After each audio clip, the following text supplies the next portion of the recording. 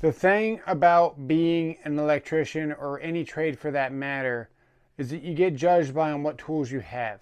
Oh, you can see we got a lot of tools here. A lot of tools we don't need, a lot of tools we can use for different trades.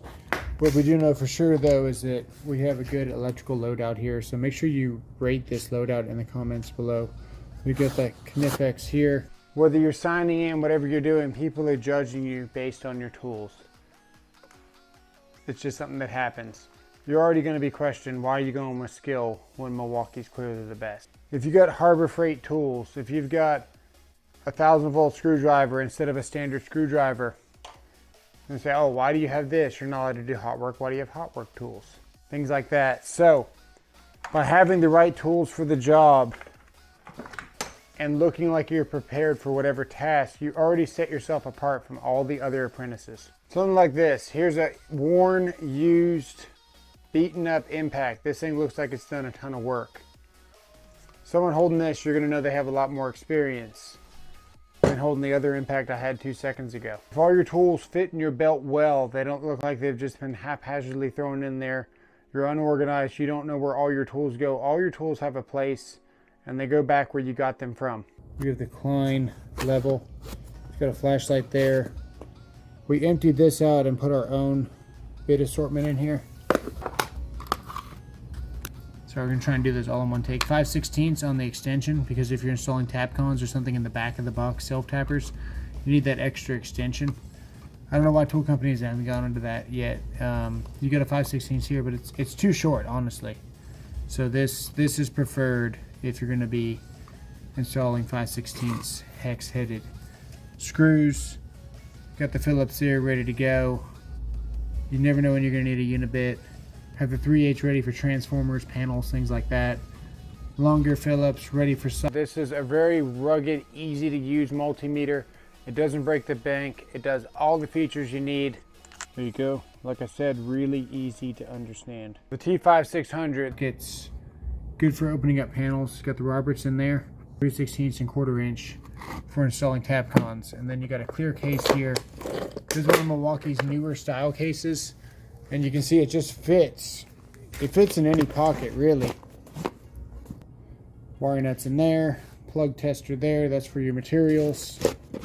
And then conduit reamer, of course, here. This thing is past its time of use. It's served its purpose, it's done well, but it's ready for a rebuild and it still cuts fairly decently. Blades dull, brushed, old, and I can smell the brushes from here. You want a fair amount of power for your drill. It doesn't have to be a ton of power. Ideally, something that you can put in the higher speeds that still has good torque is going to do well for you. Got a 90-degree driver there, the DeWalt. This is a mellow tough. You can see here that the throttle here, if I pull this trigger, you get good speed here for control. This in speed 1, you do get good speed for control, but when this gets in a bind, it gets away from you really quickly. So I rarely ever put my drill in speed 1. I don't really recommend it. I bought it for this guy, trying to help him out. We also gave him a whole bunch of tools and put it in the highest torque setting when I'm drilling through metal, because you're more likely to break things, get thrown off of ladders, lose your balance, things like that. I rarely ever use speed 1. Your tools don't have to have a ton of power when you're an electrician. Pretty much everything you'll be doing for electrical is either going to be threaded for you or going to be some kind of self-tapping screw that's fairly small. Got a number 2 Roberts in here. He went and got this newer style of Klein here. This is really nice because this takes apart. This goes into your drills, impacts, things like that, ready to go. And then this thing flips around. This is gonna be his beating screwdriver. Klein makes really good screwdrivers, beating on the transfer energy really well. And this will last for a long time. I recommend these for beating. Or, you know, a demolition driver, but either way. Got some pencils here. We got a short Milwaukee. You never know when you need smaller set of channel locks. Razor knife goes here. We got the trim screwdriver. Now, something you might not know about these Klein bags is that these pockets, like you can see how small this loop is. You see my finger barely fits in there. These will absolutely stretch to fit. You just got to train them. So this is a standard trim. I'm not going to pull it out because we're training this bag right now. We've got the Weehaw, the power button. I broke these the other day, but we're doing really stupid stuff. This is a really nice pair of diagonal cutters. If you're spoiled, you might want an SDS. These SDSs will hit harder than your standard hammer drill. Some hammer drills are faster. The flex hammer drill is very fast. Does not hit older concrete. This is going to do better for older concrete. Newer concrete, that flex is going to outperform every day, all day. I've always preferred a one-handed recip. The two-handers have a lot more power. If you're going to be outside doing underground work, running 3-inch, 4-inch pipe, even 2-inch, you might want to go for a two-handed recip. If you already have a two-handed recip, that's no problem. He's got the Milwaukee for his linemen's with the crimper. These actually feel really nice. I don't particularly like Milwaukee hand tools, but this might be the exception. The fit is good. The handle feels really good, and I do like the shape of them. And then I gave him an old pair of my strippers. These still work really well. Got the nice curve on there, got the screw cutter, and they're just solid, Clinus solid.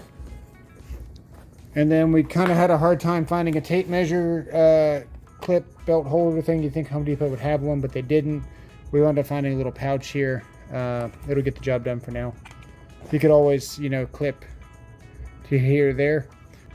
We might do a follow-up, but there are some other hand tools. We're gonna have to figure out what he's gonna put. This is his flex recip. He's got an extra with the wire nut twister here, 9/16. The Gen 3 is no longer gonna be featured on this channel, so I'm giving him my Gen 3. And I've had this 7/16 since 2012, and got this at Lowe's actually, and we're giving this up. He's got the Tough Built level. The Tough Built makes good stuff. Joshua Wilson gave me one. So we're gonna load out this tool bag with more useful stuff, and you know, spares, recip, 20 volt or 24 volt drills, full size everything, and everything he would need on the job site, because he's probably not going to be needing this as an electrician. But he's got all his tools here, and we're getting a good loadout going. Remember, that loadout is for an apprentice. I think he's pretty well set. I'm sure there's some other tools that you guys would rather much have in your tool belt. Make sure you leave in the comments below what your favorites are, what you rock every day, and what you would have done differently. Thanks for watching. We'll see you guys in the next one.